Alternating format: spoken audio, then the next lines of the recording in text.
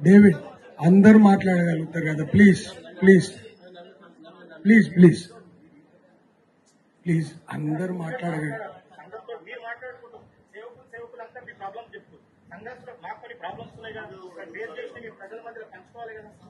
ఇప్పుడు ఆ విషయాలు అందరికీ తెలుసు కాబట్టి ఒక్కసారి దయచేసి ఏం జరుగుతున్నాయి, మీరు సంఘము, మీరు డిస్కషన్, సమాధానం ఓకే, మరి సంఘానికి జరుగుతున్న నష్టము, సంఘానికి జరుగుతున్న కీడు, సంఘంలో ఏదైతే యాక్టివిటీస్ జరగాలో అవి జరుగుతలేవు. అది అందరికి తెలిసిన విషయమే. కొన్ని మాట్లాడాలి కదా, మేము కూడా సమాధానం గురించే మాట్లాడతాం, ఒక్కడాల గురించి పోయి మాట్లాడతాం.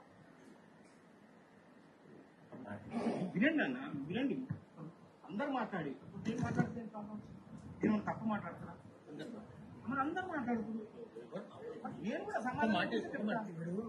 అందరు మాట్లాడితే సమయం సరిపోదు కాబట్టి ఒక మంచి కొరకు మాట్లాడతాను. Please please please.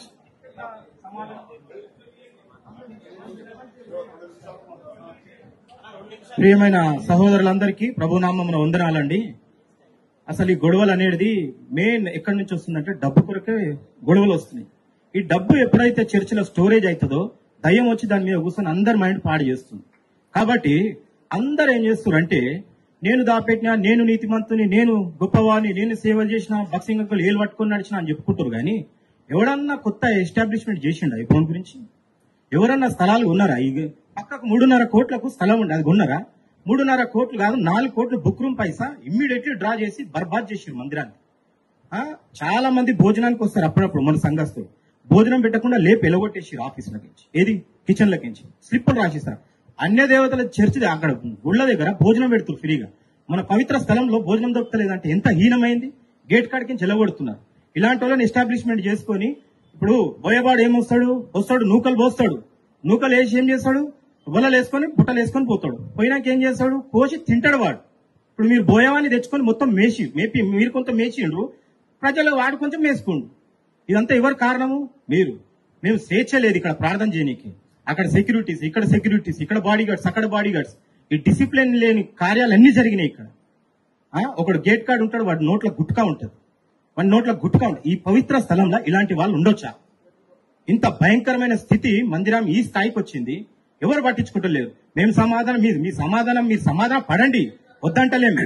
కానీ మందిరం శుభ్రపరచండి. నీకు మందిరం శుభ్రపరచడం ఇష్టం లేదా అన్న? ఇప్పుడు తమ్ముడు చెప్పినటువంటి అన్న చెప్తుండగా, ఎమ్మెల్సీ అన్న చెప్తుండే వినండి.